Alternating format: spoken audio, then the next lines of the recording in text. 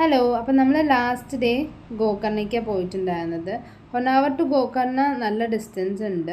അപ്പം നമ്മൾ പകുതി ദൂരം നമ്മൾ ലോക്കൽ ട്രാൻസ്പോർട്ട് വഴി വന്നിട്ട് പിന്നെ നമ്മൾ ക്യാബ് ഹയർ ചെയ്യുക ചെയ്തിട്ടുണ്ടായിരുന്നത്. നമ്മൾ ഗോകർണയിൽ യാന കേവ്സ്, മിർജാൻ ഫോർട്ട്, പിന്നെ ഗോകർണ ബീച്ചാണ് അന്നത്തെ ദിവസം കവർ ചെയ്തിട്ടുണ്ടായിരുന്നത്. നമ്മൾ യാന കേവ്സിലേക്ക് പോകുമ്പോൾ നിങ്ങൾക്ക് പ്രൈവറ്റ് ആവും കുറച്ചും കൂടി നല്ലത്. കാരണം എന്താ വെച്ച് കഴിഞ്ഞ് കഴിഞ്ഞാൽ വളവും തിരിവുള്ളൊക്കെ റോഡാണ്. പിന്നെ നല്ല ലോങ് റൂട്ടായതുകൊണ്ട് പബ്ലിക് ട്രാൻസ്പോർട്ട് അതിൻ്റെ ഉള്ളിലേക്ക് ഇല്ല. അപ്പോൾ നമ്മളവിടെ എത്തി.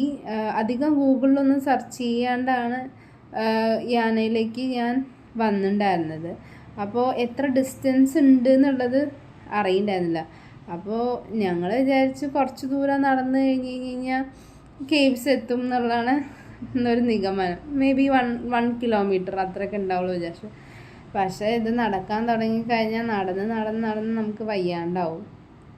ഒരു അപ്പ് ഹില്ല്, പിന്നെ ഒരു ഡൗൺ ഹില്ല്, പിന്നെ നമുക്ക് അതിൻ്റെ സൈഡിൽ കൂടെ അരുവിയൊക്കെ ഉണ്ട്. ബട്ട് അത്ര ആക്സസിബിൾ അല്ല. നമ്മൾ കുറച്ച് റിസ്ക്കിയാണ് അതിൻ്റെ ഇടയിൽ കൂടെ ഇറങ്ങാനായിട്ട്. പിന്നെ ഒരു സ്പോട്ട് എത്തിയപ്പോൾ കുറേ പൂമ്പാറ്റകളുണ്ടായിരുന്നു. അതിനൊക്കെ പിടിക്കാൻ നോക്കി. പിന്നെ കുറേ നടന്നു കഴിഞ്ഞാൽ പിന്നെ കുറേ സ്റ്റെപ്സാണ്. ഇതാണ് യാന കേവ്സ്. അതിൻ്റെ ഉള്ളിൽ നമുക്ക് പിന്നെയും പോകാനുണ്ട് കുറേ സ്റ്റെപ്സ്. അപ്പോൾ ഓൾമോസ്റ്റ് ഒരു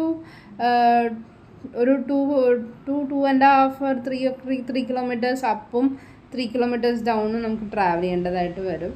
പിന്നെ ഇതുപോലെ നമ്മൾ പാറ അങ്ങനെ നാച്ചുറലായിട്ടുള്ള ഫോം ചെയ്തിട്ടുള്ള റോക്കാണിത്. ഇതിൻ്റെ ഉള്ളിൽ അവരൊരു അമ്പലം പോലെ പണിതിട്ടുണ്ട്. അപ്പോൾ നമ്മൾ മല കയറി ചെന്ന് കഴിഞ്ഞ് കഴിഞ്ഞാൽ നമുക്കവിടെ ഇളനീര് കുടിക്കാനുള്ള സ്ഥലമൊക്കെ ഉണ്ട്. പിന്നെ അത് കഴിഞ്ഞിട്ട് ഈ കേവ്സിൻ്റെ ഉള്ളിലേക്ക് അത് നാച്ചുറലായിട്ട് ഫോം ചെയ്ത കേവ്സാണ്. ജസ്റ്റ് സ്റ്റെപ്സ് ഉണ്ടാക്കി വെച്ചിരിക്കുകയാണ്. നമ്മൾ ഈ കൊടൈക്കനാലിലൊക്കെ ഉള്ള കേവ്സ് പോലുള്ള കേവ്സ് തന്നെയാണ്. അതിൽ ചില എൻട്രൻസ് ഒക്കെ റെസ്ട്രിക്റ്റഡ് ആണ്. അവിടെയൊക്കെ അവർ ഗ്രിൽഡ് ഇട്ടിട്ടുണ്ടാവും. അപ്പോൾ ഇതിലൂടെ നമുക്ക് കുറേ ഫോട്ടോസും വീഡിയോസും ഇതൊക്കെ എടുക്കാം. അത് കഴിഞ്ഞിട്ട് പിന്നെ നമ്മൾ നേരെ പോയത് മിർജാൻ ഫോർട്ടിലേക്കാണ്. ഇത് നമ്മൾ പാലക്കാടുള്ള കോട്ട ഉണ്ടല്ലോ, അതുപോലെ തന്നെയാണ് മിർജാൻ ഫോർട്ടും ഏകദേശം കാണാനൊക്കെ ആയിട്ട്.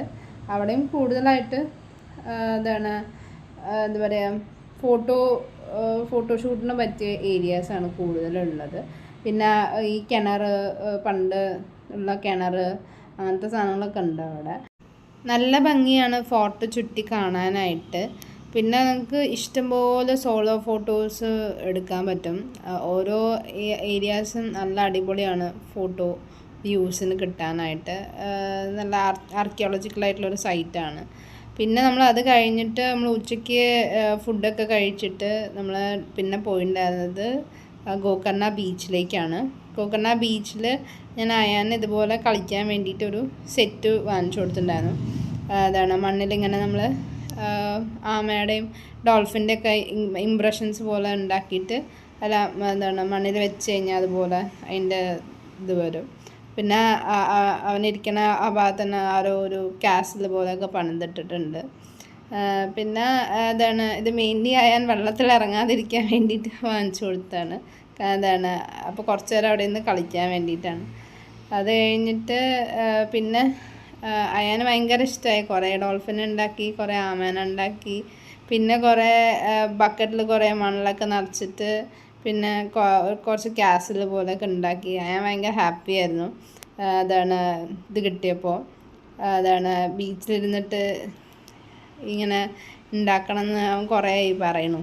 അപ്പോൾ അവൻ്റെ ആ ഒരു ആഗ്രഹം ഞാൻ സാധിച്ചു കൊടുത്തു. അത് കഴിഞ്ഞിട്ട് പിന്നെ ഞങ്ങൾ നെക്സ്റ്റ് ഡേ മൂകാംബിക.